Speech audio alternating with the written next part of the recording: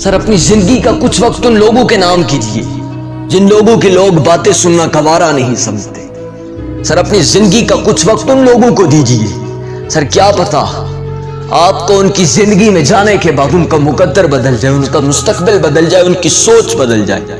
اور جس وقت یہ سوچ بدل جاتی ہے تو انسان کا مقدر افق پر ستاروں کی طرح چمکنا شروع ہو جاتا ہے. واصف علی واصف فرماتے ہیں کہ بعض اوقات انسان کا مقدر کسی کے ہاتھ پہ لکھا ہوتا ہے. ہاں، بعض اوقات انسان کا مقدر کسی کے ہاتھ پہ لکھا ہوتا ہے. جب آپ کسی کی زندگی میں چلے جاتے ہیں تو شاید قدرت نے اس کی تقدیر آپ کے ہاتھ پر لکھی ہو، اور جب آپ اس کی زندگی میں دخل انداز ہوتے ہیں تو قدرت اس کی زندگی کو بھی بدل دیتی ہے. سر ان لوگوں کے پاس بیٹھیے، وقت گزاریے، ان سے ان کے حال پوچھیے، سر ان کی باتیں پوچھیے کہ ان کو بھی پتہ چلے کہ ان کی باتیں، ان کے الفاظ، ان کی زندگی بھی قیمتی ہے. سر ان لوگوں کے پاس بیٹھ کر دیکھیے، اپنی زندگی کا وقت دیجیے ایسے لوگوں کو. سرور انبیاء صلی اللہ علیہ وآلہ وسلم ایک مرتبہ کڑی دھوپ میں کھڑے ایک عورت کی باتیں سن رہے تھے. جب آپ آتے ہیں تو صحابہ کرام پوچھتے ہیں، یا رسول اللہ، آپ اتنی دیر کڑی دھوپ میں کھڑے ہو کے اس پاگل عورت کی باتیں سن رہے تھے. تو آپ صلی اللہ علیہ وآلہ وسلم نے فرمایا کہ اگر میں بھی اس کی باتیں نہ سنوں گا تو پھر کون سنے گا. سر سنیے ایسے لوگوں کی باتیں.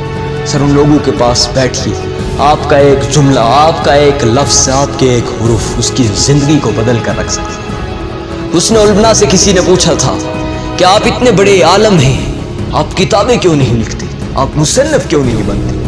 تو آپ نے فرمایا کہ میری سب سے بڑی تصنیف انسان ہے، کیونکہ میں انسان کو انسان بنا دیتا ہوں. میری سب سے بڑی تصنیف یہی ہے کہ میرے الفاظوں سے کسی کا مقدر بدل جاتا ہے. سر سب سے بڑی تصنیف در حقیقت یہی ہوتی ہے. اور حسن البنا وہ شخص تھا، سر کہتے ہیں کہ شراب خانے میں جایا کرتا تھا اور صرف کہتا تھا کہ 2 منٹ کے لیے گلاس رکھتے اور میری باتیں سنیں، اور 2 منٹ کے بعد ایسا سحر طاری کر دیتا تھا کہ وہ گلاس توڑ کر دیتے تھے، وہ گلاس توڑ کر رکھ دیتے تھے، گلاس پھینک دیتے تھے اور کہتے تھے کہ حسن البنا نے ہماری زندگی بدل دی.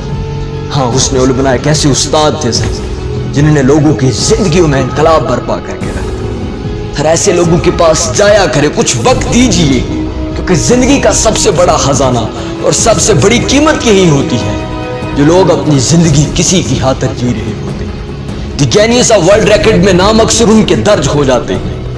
ہاں، جو ایک ٹافیاں اور ناڑی بیچنے کا سفر شروع کرتے ہیں، سر بیچتے بیچتے بیچتے بیچتے گینیس آف ورلڈ ریکارڈ میں نام درج کروا کر عبدالستار ایدھی بن جاتے ہیں. سر کچھ کیجئے اس قوم کے لیے، اس قوم کے نام اپنی زندگی کا کچھ وقت دیجئے. سر آج دی 100 ایک سرکل بن رہا ہے جہاں پر چیریٹی کی جائے گی، دنیا کے سب امیر ترین انسان بیٹھیں گے اور اپنی زندگی کا کچھ وقت، کچھ دولت اور جو کچھ کمایا ہے اس قوم کے نام کرنے جا رہے ہیں. سر یہی اصلی زندگی ہوتی ہے.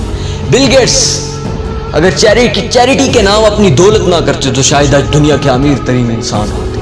اور بل گیٹس اسی لیے خود پہ فخر کرتے ہیں کہ مجھے دنیا کا امیر ترین انسان بننا پسند نہیں تھا، دراصل لوگوں کے دلوں پر راج کرنا پسند تھا. دراصل یہی اصل حقیقت ہوتی ہے، یہی اصل دولت ہوتی ہے.